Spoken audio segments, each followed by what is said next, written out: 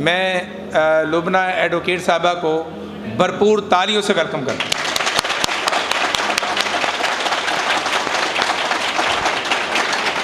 और आपका आना हमारे लिए एक बहुत बड़ा हौसला अफजा है कि आप लोगों की वजह से मैं ये जो जंग मैंने शुरू की है मनशियात फरोशों के ख़िलाफ़, इसमें आप जैसे लोगों का मेरे साथ आना मेरी हौसला अफजाई है।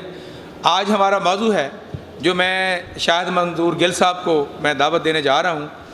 आप इंचार्ज हैं एजुकेशन यूनिट पेट्रोलिंग पुलिस के, और मेरा ये दावा है कि जब से पेट्रोलिंग पुलिस आई है रोड के ऊपर ये डकैतियाँ और चोरियाँ कम हो गई हैं। मैं अक्सर लोगों को ये बात कहता हूँ क्योंकि मैं देखता हूँ कि पहले हर रोज़ अखबारों में आता था कि फ़लाँ रोड के ऊपर गाड़ी लूट ली गई, फ़लाँ रोड के ऊपर लूट गई।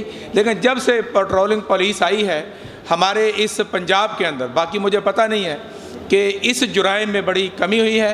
और चूँकि आपका शाहिद मंजूर गिल साहब का ताल्लुक़ भी एजुकेशन से है और शाहिद मंजूर गिल साहब ये एजुकेशन सेंटर है, तो मैं चाहूँगा कि आप आज जो मेरा मौजू है कि नशे की रोकथाम में मुआशरे का किरदार, जिसमें आप भी हिस्सा हैं, हमारे इम्तियाज़ वैन साहब भी हिस्सा हैं, हमारी बहन भी हिस्सा है और सारे दोस्त जो आए हैं, ये मीडिया भी हमारा हिस्सा है, कि सबसे जो ख़तरनाक नशा है, लोग पहले समझते थे कि ये हेरोइन है, लेकिन मैंने इनको बताया है कि ये अब ख़तरनाक नशा ये मेडिकल स्टोर के ऊपर है जो 20-30 रुपए में देते हैं, और जिससे हमारे कुछ लोगों की वेनें बंद हो चुकी हैं और ज़ख्मों के ऊपर मैंने ये भी देखा है कि उनके ज़ख्म हो जाते हैं। और फिर एक वेन बचती है जो यहाँ पे होती है, जिसका मुझे उस वक्त पता चला जब एक पेशेंट को मैंने एमरजेंसी में शिफ्ट किया अलाइड में, तो पूरे जिस्म के ऊपर वेन नहीं निकली, तो फिर यहाँ पे उनको ये ड्रिप लगाई गई। उस दिन मुझे ये पता चला कि यहाँ पे आखिरी होती है।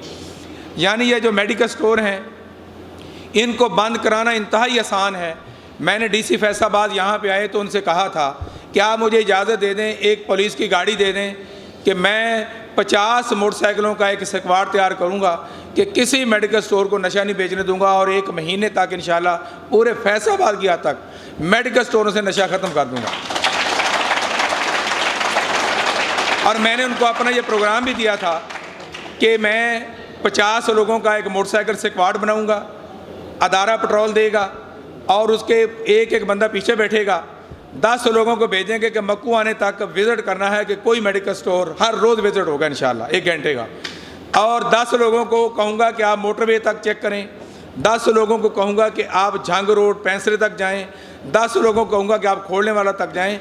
कम अज़ कम फैसलाबाद की हद तक ये जो मुआशरे का सबसे नासूर है मेडिकल स्टोर, जो नशा बेच कर मेरे इस नौजवानों को दीमक की तरह चाट रहा है, मेरे नौजवानों की वेनों को बंद कर रहा है, लेकिन मुझे उस पर गिला नहीं है। फिर मैं कहता हूँ कि गिला मुझे तुम पे है कि जो लोग हर रोज़ मर रहे हैं, आप हर रोज़ देख रहे हैं। मुझसे कई मरतबा आप इलाज करवा के मेरे ही अदारे में जब वापस आते हैं तो फिर मुझे तकलीफ़ होती है कि अगर आप मेरी बात नहीं समझते, ये जो मौत बांटने वाले लोग हैं ये कैसे समझेंगे।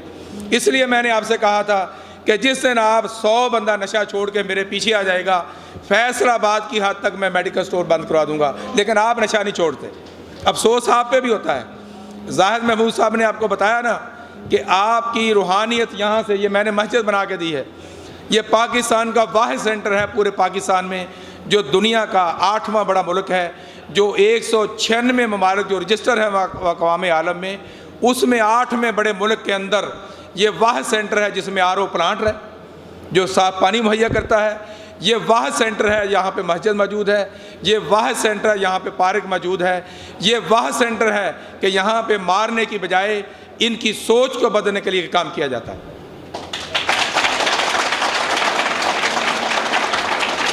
तो मैं आज अपने मौजू की तरफ मैं मोहतरम शाहिद जो कि मंजूर गिल साहब इंचार्ज एजुकेशन है, ये भी एजुकेशन सेंटर है, और आपको एजुकेशन की ज़रूरत है कि आप मुआशरे के बेहतरीन इंसान हैं, रास्ते से भटक गए हैं, हम आपको फिर उस पटरी पे लेके आना चाहते हैं।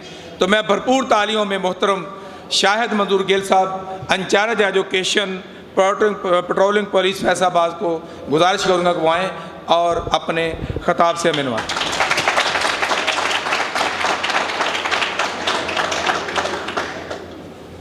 बिस्मिल्लाहिर्रहमानिर्रहीम। अस्सलाम वालेकुम रहमतुल्लाहि व बरकातहू। क्या हाल है आपके? ठीक हैं? कुछ लोग सो रहे हैं, कुछ लोग बेजार से बैठे हुए हैं। अच्छा चलिए, नहीं बैठे जी, बैठने दें, बैठ, प्लीज़ बी सीटेड, बैठें। ये बड़ा मुझे ये बड़ा ये अलामा मिल गया है कि आप सुस्त पड़ गए हैं, तो अब हाथ उठा के मेरे नारों में जवाब दें। हाथ नीचे नहीं आना चाहिए। नारे तकबीर, नारे रिसालत, नशे से इनकार, पहला काम जियो और जीने दो, नारे तकबीर। अब ये सुस्ती वाला को नजर नहीं आ रहा। सर आपने तो बड़ा क्विक एक्शन ले लिया, मैंने बात की थी। अच्छा यार, मेरा नाम शाहिद मंजूर है और हम पेट्रोलिंग पुलिस से बिलोंग करते हैं। जब मैं आया तो मैं बड़ा ममनून हूँ, जमशेद अयूब साहब का हमारे भाई हैं, कल उन्होंने मुझे फ़ोन पे बताया कि इस तरह से कुछ हमारे माशरे के बड़े अजीम लोग हैं, उनमें हमने जाना है। मोस्टली हम क्या, ये मेरी लाइफ का पहला एक्सपीरियंस है कि मैं उन लोगों के साथ बात कर रहा हूँ जो अपने लिए, अपनी बका के लिए जंग लड़ रहे हैं और माशाल्लाह से उसमें सक्सेसफुल भी हैं।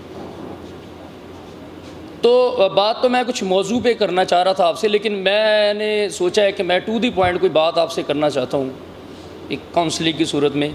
एक साइन ऑफ इंटेरोगेशन है, एक सवाल है, वो मैं आपके सामने रखूँगा।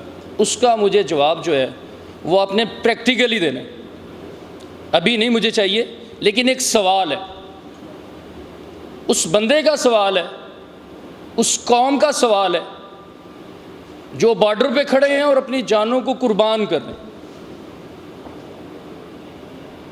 उनको जवाब चाहिए। आज हम में राना फैसल साहब मौजूद हैं, ये एक बड़ी ब्लेसिंग की बात है, माशाल्लाह से गोल्ड मेडलिस्ट हैं। इसी मौजू पे इन्होंने टॉपिक्स विन किए हैं, तो इनकी मौजूदगी में अगर मैं मनशियात के हवाले से बात करूं तो शायद वो सूरज को चिराग दिखाने की बात होगी। तो मैं इनको मदऊ करूंगा कि वो अपने ख्यालात का इजहार करें। लेकिन मेरा एक सवाल है, मैं आपके सामने वो सवाल रखना चाहता हूँ, उसका मुझे जवाब दे दीजिएगा, उसके बाद मैं फैसल को बुलवाता हूँ यहाँ पे। उससे पहले मैं एक वाक़या आपके साथ शेयर करना चाह रहा हूँ जो मेरे लिए बड़ा इंस्पायरिंग था, जिसने बड़ा एक लाइफ चेंजिंग मूवमेंट थी मेरी। वो वाक़या कुछ यूँ था कि एक गाँव में दो दोस्त थे, शायद आपने पहले भी सुना हो। एक 6 साल का, एक 10 साल का, दोनों बच्चे थे दोस्त में। तो बच्चों का काम होता है खेलना, तो वो इकट्ठे रहते थे सारा दिन, इकट्ठे खेलना कूदना। एक दिन वो खेलते खेलते गांव से बाहर चले जा रहे हैं। आपको आवाज़ आ रही है जो पीछे बैठे हुए हैं? अच्छा, वो खेलते खेलते गांव से जब बाहर गए हैं तो वहाँ पर एक कुआं था। तो जो 10 साल का बच्चा था वो कुएं में गिर जाता है। अब बाहर जो है वो 6 साल का बच्चा है, उसका भाई जो है, दोस्त जो है, वो वहाँ पर क्या है कि वो ज़िंदगी और मौत की कशमकश में है। वो बच्चा देखता है इधर उधर, कोई चीज़ नहीं नज़र आ रही, किसको बुलाए, कोई भी नहीं है वहाँ पे। तो वहाँ पर एक रस्सी पड़ी होती है और एक साथ में उसके एक बाल्टी, एक डोल टाइप सा, जिससे वो कुएं में से पानी निकालते हैं गाँव वाले। तो वो उस डोल को नीचे फेंकता है। वो 10 साल का बच्चा डोल को पकड़ता है। अब 6 साल का बच्चा वो रस्सी को खींचना शुरू करता है, खींचता रहता है, खींचता रहता है, इवन के नहीं रुकता उस वक्त तक जब तक वो अपने दोस्त को बाहर निकाल नहीं लेते। दोनों मिलते हैं, खुश होते हैं। अब यहाँ पर थोड़ा सा खौफ आता है उनके कि यार अब गांव में जाएंगे तो पेरेंट्स तो मारेंगे, कि उनको पता चलेगा। जब वो जाते हैं गांव में तो बताते हैं कि हमारे साथ ये वाक़या हुआ। तो मारता तो कोई ना, बिलीव कोई नहीं कर रहा। तो कहते हैं यार कमाल कर रहे हो। अब 6 साल का बच्चा, वो अब उस बाल्टी को उठाते हैं, उस 6 साल के बच्चे की पावर को देखते हैं, कहते पॉसिबल ही नहीं है यार, ये तो पानी की भरी बाल्टी नहीं उठा सकता, इसने 10 साल का बच्चा कुएं से कैसे निकाल लिया। उस गांव में एक बड़ा समझदार बुजुर्ग होता है, रहील चाचा, उसके पास चले जाते हैं। वो कहते हैं कि जी आप चाचा जी को बात बताओ। तो बच्चे बताते हैं जी इस तरह से गिरा, मैंने निकाला और निकल आया। उसने कहा यार बात तो सिंपल है, तुम्हें क्या नहीं समझ आ रही। कहता जी किस तरह से हो सकता है। कहता यार बच्चे बता तो रहे हैं, वो गिरा है, उसने डोल फेंका है, रस्सी फेंकी है, खींचा, वो बाहर आ गया, बात खत्म हुई। वो कहते सर इसकी कैपेसिटी को देखो, 6 साल का बच्चा है, इसने किस तरह से उसको क्लेम कर ली। कहता सवाल ये नहीं है कि उसने ये क्यों किया, सवाल ये है कि उसने ये कैसे किया। जब वो बच्चा अपने दोस्त को कुएं से निकाल रहा था, उस वक्त दूर दूर तक कोई ऐसा बंदा नहीं था जो उसको ये बताता कि तू ये नहीं कर सकता। सिर्फ ये बात। आप लोगों में क्या पोटेंशियल है, क्या पावर है, आपको अंदाज़ा नहीं है। हम लोग आपको कमज़ोर करते हैं। यार माँ मर गई है, नशा कर लो, भाई ने धोखा दे दिया, आप शराब की जो और ले लो, बाप फौत हो गया, उसका साया सर से, तो हम सहारे ढूंढते हैं। इन सहारों से हमें इनकार करना है। ठीक हो गया। अब मैं आता हूँ अपने सवाल की तरफ, उसके बाद मैं फैसल को बताता हूँ। यार हम जिस फील्ड में होते हैं, हम जब घर से निकलते हैं, अपनी ड्यूटी पे आ रहे होते हैं, अपनी जॉब्स पे आ रहे होते हैं, हमें ये नहीं पता होता कि हमने शाम को घर जिंदा जाना है। आप समझ रहे हैं मेरी बात? कुछ छोटी सी बात नहीं है। We have family, common peoples हैं, घर में बीवी को छोड़ के आ रहे हैं, बच्चों को छोड़ के आ रहे हैं, माँ को, बहन भाइयों को छोड़ के आ रहे हैं। तो जब हम जा रहे हो तो मेरे पास बहुत सारे वाक़यात हैं जो मेरे हैं। कितने पुलिस इनकाउंटर्स हैं मेरे पास। मोस्टली फैसल साहब मेरे साथ होते थे। मैं आपसे एक सवाल करना चाहता हूँ, मैं आपको एक सिचुएशन में लेके जाना चाहता हूँ। आप मेरे साथ तैयार हैं जाने के लिए? रात का वक्त है, अंधेरा है बिल्कुल। क्या कि आप और मैं पेट्रोल कर रहे हैं, गन्स हमारे पास हैं, अचानक से हम पे एम्बुश होता है। कुछ दुश्मन जो हमारे मुल्क के दुश्मन है, हमारे अमन की सलामती के दुश्मन है, जिनको हमें मारने के लिए ये वजह काफ़ी है कि हमने यूनिफॉर्म पहना हुआ है, ये पाकिस्तान का परचम जो है हमारे कंधे पे है और हमने कलमा हक बोला हुआ है। ये हमको मारने के लिए काफ़ी वजह है उनके पास। उनके साथ हमारा साथ जंग बात कर रहे थे कि हम महाज पे हैं, तो आर्मी की तरह। तो मैं आपको, आप जब मुसलमान बच्चा पैदा होता है वो सोल्जर होता है, वो मुजाहिद होता है, ठीक है।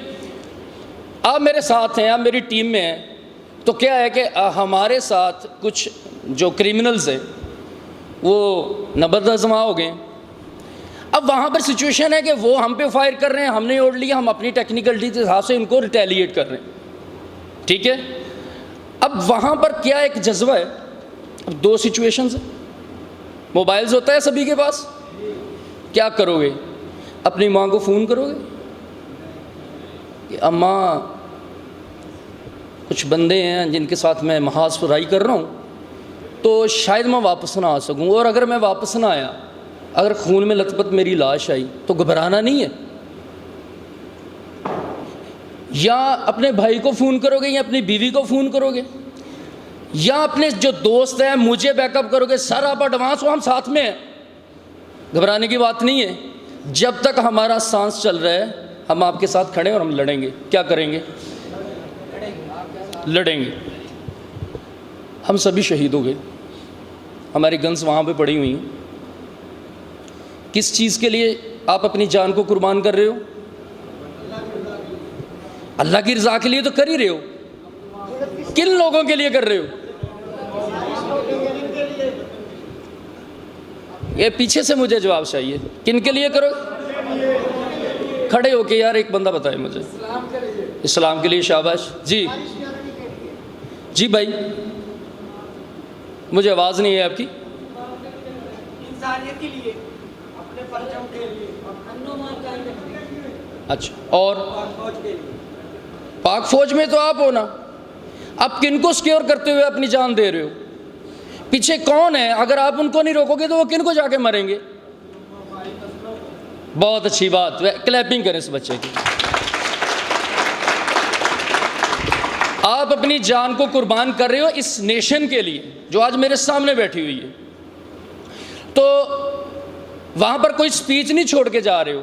हमारे पास इतना टाइम नहीं होता है, एक जान होती है वो दे देते हैं। कि पीछे से आएंगे, क्या नाम है आपका भाई? शाहजेब। आपका गुड नेम? साकिब। यार शाहजेब है, यार साकिब है, वो आएगा, ये गन उठाएगा, पूछेगा नहीं शाहद क्यों शहीद हो गए। ये जंग यहीं से शुरू करेगा। एक जज्बा होता है उस वक्त जो हमें अपनी माँ से, अपने भाई से, अपनी बहन से, अपनी बीवी से रब्ता करने के लिए मजबूर नहीं करता। आप लोग होते हो जो पीछे सपोर्ट कर रहे होते हो कि यार जान कुर्बान करो, हम आपकी जगह आ रहे हैं। आज मैं जिस बंदे की जगह पे खड़ा होकर बात कर रहा हूँ वो आज हम में नहीं है। राना फीजुर रहमान शहीद साहब, फैसल ये उनके साथ थे, वो आज हम में नहीं है। 3 हमारे 14 शोहदा हैं फैसलाबाद रीजन के। सर ने बात की है कि लोग डरते थे उन रोड्स पे जाते हुए। उन रोड्स पे आप लोगों के सफ़र को महफूज बनाने के लिए उन्होंने अपनी जानें कुर्बान कर दी हैं। इमरान लियाकत का एक बेटा 2 साल का है, एक 4 साल का है। इस बात का बिल्कुल ख्याल किए बगैर कि हमारी बेवा को ऑफिस के चक्कर काटने पड़ेंगे, हमारे बच्चों को एजुकेशन कौन देगा, हमारे बच्चों की तालीम हम जान कुर्बान कर देते हैं। किस वजह से? आप लोगों की वजह से। आप वजह होते हो, आप यहाँ पे आओगे, इस जंग को यहीं से लेके चलोगे। 1 मिनट के लिए मैं यहाँ पर एक मेरा सवाल है, जब मैं वहाँ पे हूँ और मैं पीछे मुड़ के देखता हूँ आप लोगों की तरफ, आप लोग क्या हो यार? 15-20 रुपए के इंजेक्शन पे ज़िंदगी मतलब डिपेंडेंट है आपकी। किस चीज़ को मारने के लिए आप लगे हुए?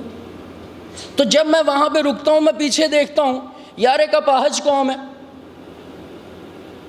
यार, ये तो वो लोग हैं जो पाँव पे नहीं खड़े हो सकते।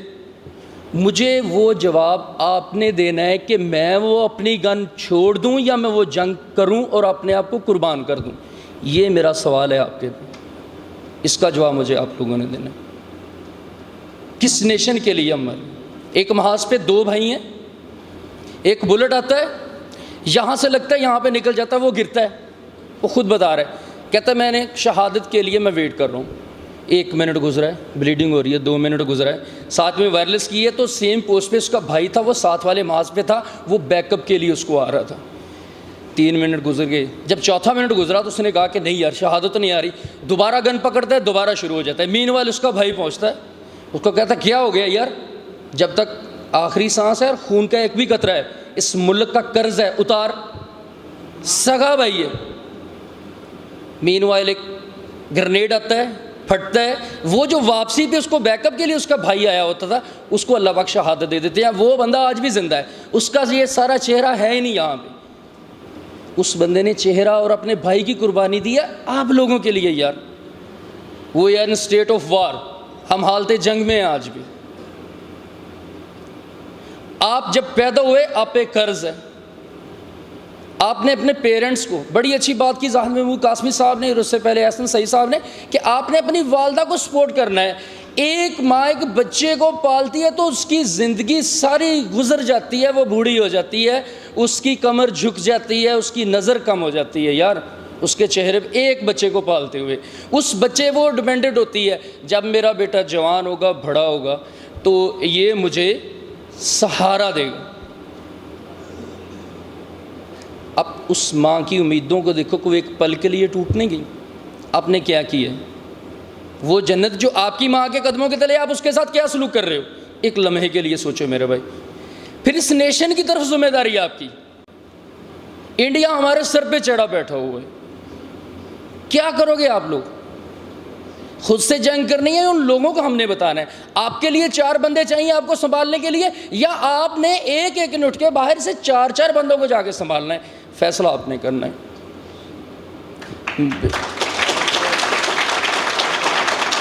मेरा सवाल है आपके पास, वो जो लोग जिनको हम बरिड कर चुके हैं, मनो मट्टी तले दबा चुके हैं, मैंने उनको ये जवाब आपका देना है।